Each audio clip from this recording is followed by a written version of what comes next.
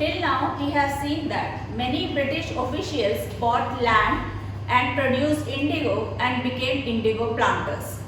Now, how this indigo plantation worked? So there were two methods by which indigo was cultivated. One was niche cultivation and the second was rayati cultivation. Let us see what you mean by niche cultivation.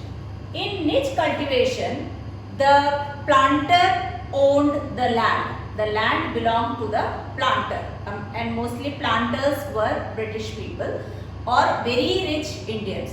So those planters had their own land, or either if they don't have their own land, they rented it from the zamindars. Anyway, big piece of land was there, and they employed hired laborers, and laborers were the peasants who worked in the rice fields. So these peasants were employed as hired laborer in the planter's field.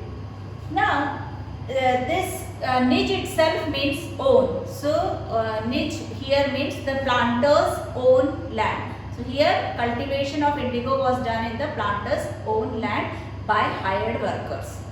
Now what was the problem with the niche cultivation? The problem was the area for niche cultivation cannot be increased, because if they want more land, they require fertile land for indigo cultivation, and fertile land was already used for rice cultivation, and moreover the areas where fertile land was there, that area was so densely populated that new lands cannot be acquired for indigo cultivation.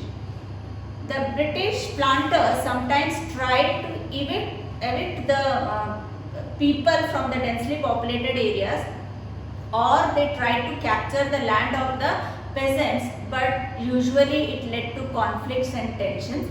So this was not very much possible to abduct the land of the peasants.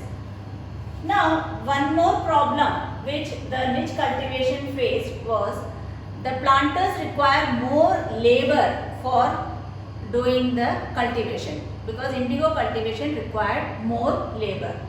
But the mobility of labor was not a very easy job, because when the season was of indigo cultivation, that same season was there for rice cultivation also, and most of the peasants were engaged in rice cultivation, so it was not possible to get the laborers for indigo cultivation.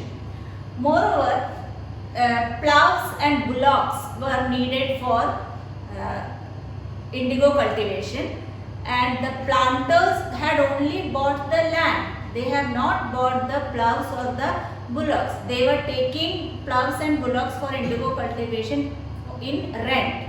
And at that time, when indigo cultivation was done, rice cultivation was also done. So most of the plows and bullocks were used in rice cultivation. So it was not easy for the indigo planters to get the plows and bullocks also. And the requirement for plows was also very high. Like if 1000 bigha land has to be cultivated, then 2000 plows were required. And such a large amount of plows they were not able to get, because rice cultivation was going on, which required plows and bullocks. And the second option is they have to buy the planters have to buy the bullocks and the plows. But buying of plows and bullocks was a costly affair, so they did not do it. Now that is why the planters, though they wanted to expand the area under cultivation, but they could not do it, and they were reluctant to increase the area under niche cultivation. And overall, only 25% of land which was used for out of the land which was used for indigo cultivation, only 25% land was used by the niche cultivation system, and the niche cultivation system proved to be very difficult to be continued. Now the second system of cultivation was rayati cultivation. The rayati word has come from the word rayat, and rayat means peasants. Now in this rayati cultivation, the planters, they forced the ryots to sign a contract, And what was there in that contract? In this, according to this contract, cash advances were given to the peasants for cultivation of indigo. And if the peasant is not ready to sign the contract, then the village headmen were persuaded by the planters to get the contract signed by the villagers or the peasants. So sometimes it is due to the village headman that the peasants signed the contract, and through this contract they got a loan from the planters, and loan at a low rate of interest. And if a peasant has signed the contract, it means that the land in which he is doing cultivation, out of that 25% of land he should use for cultivation of indigo. Because in the niche cultivation it was difficult to get the land, so that is why they introduced this system where the peasant's land will be used for cultivation of indigo. But out of the total land of the peasant, only 25% was used for indigo cultivation. So according to the contract, 25% of the land of the peasant will be used for cultivation. And here in this contract, one more thing was agreed, that the planter will provide seeds, drills, etc. to the indigo cultivator, so that he will be persuaded to do cultivation. Then the only work of the cultivator was to prepare the soil for cultivation, to sow the seeds, and then look after the plants till it matures. Rest all the things will be provided by the planter. And once the crop is harvested, that has to be sold to the planter. And as soon as the crop harvest is sold to the planter, a new loan will be provided to the cultivator, and then this cycle will continue.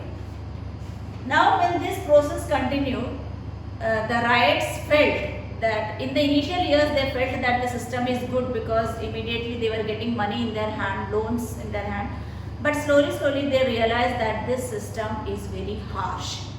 Now what was the problem in that system was the price which they were getting from the planter after selling the crop was very less than what they expected. So price for their hard work they did not get. So the price for the indigo was very less which they got from the planters. And this cycle never ended, because once they are selling the crop, again the planter is giving them new loan, and then after the loan period is over and the crops are sold, again the planter is giving them new loan. So the cycle of loan never ended, and it became a burden for the peasants. Then one more problem was the planters wanted that out of the total area of the peasant, the 25% land which is used for indigo cultivation should be the best land. That means the soil should be best out of the total area of the land. So the best 25% of the soil was used for indigo cultivation, and only rest of the soil was used for rice cultivation.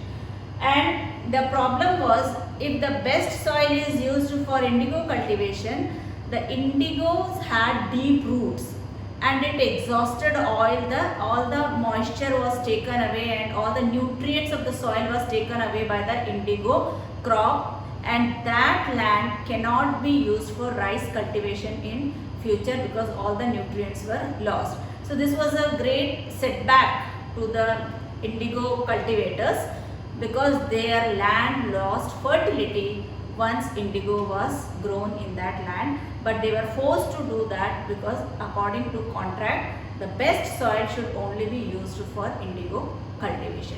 So this way there are two methods of cultivation. One was niche cultivation, which had some problems, and then rayati cultivation started, and that also was a bad system or negative thing for the riots.